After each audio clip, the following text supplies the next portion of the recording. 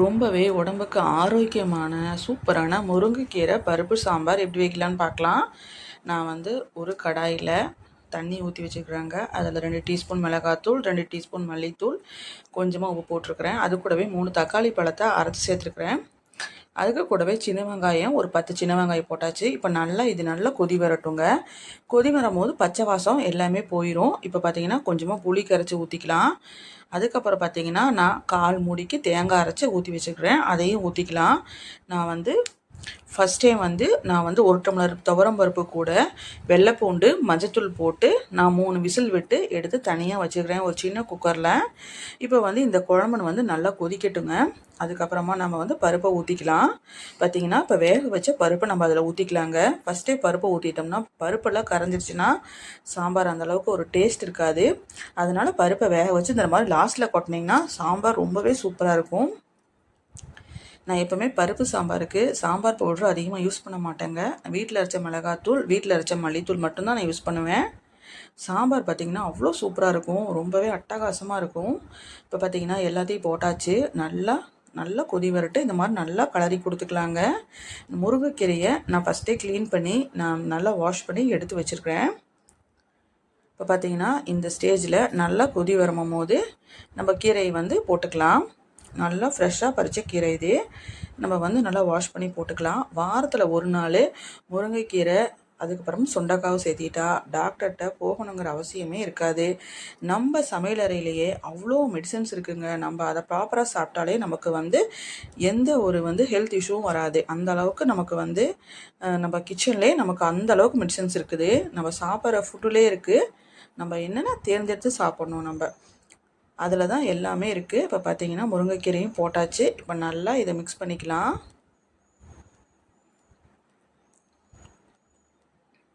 பார்த்திங்கன்னா நல்லா கொதி வரட்டுங்க. ஒரே ஒரு கொதி வரட்டும். பார்க்கவே ரொம்ப சூப்பராக இருக்குது.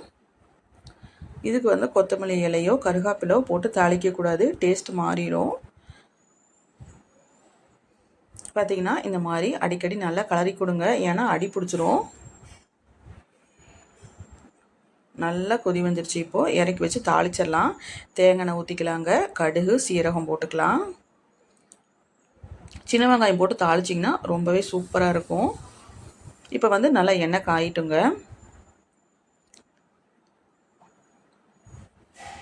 இப்போ நல்லா காஞ்சிருச்சு. இப்போ கடுகும் சீரகமும் போட்டுக்கலாம். இது நல்லா பொரிஞ்சதுக்கப்புறமா ஒரு 4 சின்ன வெங்காயத்தை கட் பண்ணி சேர்த்துக்கலாம்.